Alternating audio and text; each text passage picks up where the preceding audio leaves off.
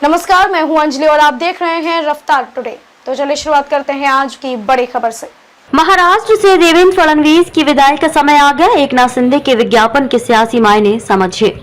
महाराष्ट्र की राजनीति में एकनाथ शिंदे के नेतृत्व वाली शिवसेना ने एक विज्ञापन देकर देवेंद्र फडणवीस को महाराष्ट्र की राजनीति में पीछे धकेलने का जो दांव खेला है, उसके बाद लाख टके का सवाल ये है कि क्या ये दांव खुद एकनाथ शिंदे ने खेला है या कंधा सिर्फ एकनाथ शिंदे का है और बंदूक बीजेपी की अंदरूनी राजनीति की है। इन सवालों का जवाब जानने के लिए हमने एकनाथ शिंदे के करीबी लोगों से बात की। नाम न छापने की शर्त पर शिंदे के करीबी ने बताया कि जिस तरह से बीजेपी के कुछ नेता राज्य के एक बड़े बीजेपी नेता के इशारे पर एकनाथ शिंदे को उनके प्रभाव क्षेत्र ठाणे में घेरने की कोशिश कर रहे हैं। एकनाथ शिंदे के 5 मंत्रियों को मंत्रिमंडल से हटवाने की खबरें चलवाकर शिंदे को डिस्टर्ब करने की कोशिश कर रहे हैं। यह उसका जवाब है। राजनीति में शिवसेना हमेशा ड्राइविंग सीट पर रही। एकनाथ शिंदे की करीबी ने कहा कि महाराष्ट्र की राजनीति में शिवसेना हमेशा ड्राइविंग सीट पर रही है, लेकिन 2014 के बाद यह स्थिति बदल गई थी। एकनाथ शिंदे उस ड्राइविंग सीट वाली स्थिति को वापस पाने की कोशिश कर रहे हैं। शिव सैनिकों को अपनी ओर खींचने के लिए भी यह स्थिति बनाना जरूरी है।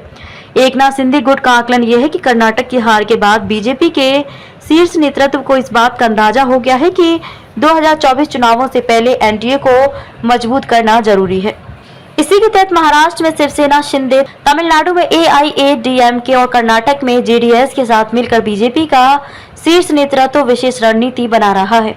एकनाथ शिंदे इस स्थिति का लाभ लेने की फिराक में है। शिंदे अपने मन में ये सब नहीं कर सकते। अब सवाल ये है कि क्या शिवसेना शिंदे ने बीजेपी के शीर्ष नेतृत्व को विश्वास में लेकर ये दांव खेला है।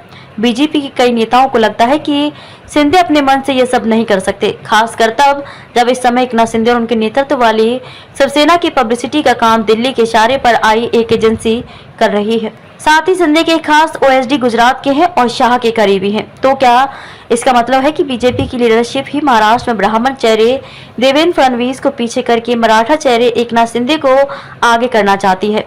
सवाल ये भी है कि क्या ये फडणवीस को महाराष्ट्र से हटाकर केंद्र में ले जाने की प्रक्रिया की शुरुआत है। आने वाले वक्त में इन सवालों का जवाब मिलेगा। खबरों में अब तक ले बस इतना ही। मिलते हैं फिर ऐसी ही बड़ी खबर के साथ। तब तक के लिए नमस्कार और देखते रहिए रफ्तार टुडे।